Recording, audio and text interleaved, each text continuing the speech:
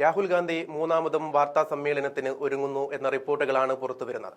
നിലവിൽ തെരഞ്ഞെടുപ്പ് പ്രചാരണത്തിനായി ബീഹാറിലാണ് രാഹുൽ ഗാന്ധിയുള്ളത്. ഇതിനുശേഷം ഡൽഹിക്ക് മടങ്ങുന്ന രാഹുൽ വലിയ തയ്യാറെടുപ്പുകൾ നടത്തും.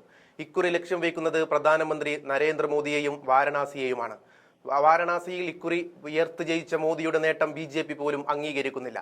BJPക്ക് രാജ്യത്തുണ്ടായ തിരിച്ചടിയുടെ ചെറിയ ഒരു അംശം മോദിക്ക് വാരണാസിയിൽ നൽകി.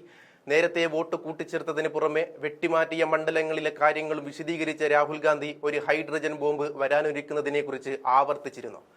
കോൺഗ്രസ് ദേശീയ നേതൃത്വം അത് ഒരു മാസത്തിനുള്ളിൽ ഉണ്ടാവുമെന്ന് പറയുമ്പോൾ UPയിലെ കോൺഗ്രസ് പ്രധാനമന്ത്രി നരേന്ദ്രമോദിയുടെ മണ്ഡലമായ വാരണാസിയെ സംശയനിഴലിൽ നിർത്തി പ്രചരണവും തുടങ്ങിക്കഴിഞ്ഞു.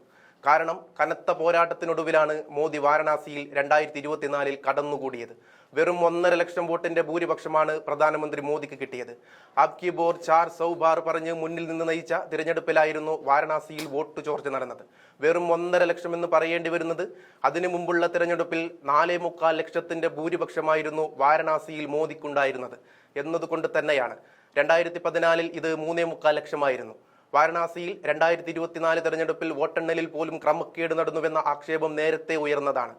ആദ്യം മുന്നിൽ നിന്ന കോൺഗ്രസിനെ UP അധ്യക്ഷൻ അജയ് റായ് പിന്നോട്ട് പോയത് വലിയ ദുരൂഹതകൾക്ക് പിന്നാലെയാണ്. ഒരു ഘട്ടത്തിൽ, അതായത് 11 മണിക്ക് ശേഷം വോട്ടെണ്ണൽ വിവരങ്ങൾ പുറത്തു വരാതിരിക്കുകയും പിന്നീട് മോദി ലീഡ് തിരിച്ചു പിടിക്കുന്നതും കാണാമായിരുന്നു. ഇതാണ് സംശയത്തിന് കാരണമായത്. ശക്തമായ ആരോപണങ്ങൾ ഉണ്ടാകുമ്പോൾ തിരഞ്ഞെടുപ്പ് കമ്മീഷനും BJPയും ഒരേ സ്വരത്തിൽ ബംഗ്ലാദേശും നേപ്പാളും ആവർത്തിക്കാനാണ് കോൺഗ്രസ് ശ്രമിക്കുന്നതെന്ന് പറഞ്ഞ് വിഷയം വഴിതിരിച്ച് വിടാനാണ് ശ്രമിക്കുന്നത്.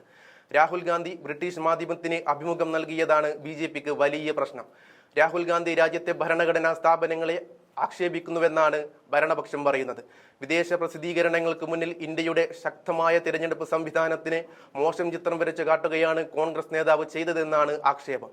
എന്നാൽ അതൊന്നും ശ്രദ്ധിക്കാതെ രാഹുൽ ഗാന്ധി മറ്റൊരു ബോംബുമായി രംഗപ്രവേശം ചെയ്യുമെന്ന് ഉറപ്പായിരിക്കുകയാണ്.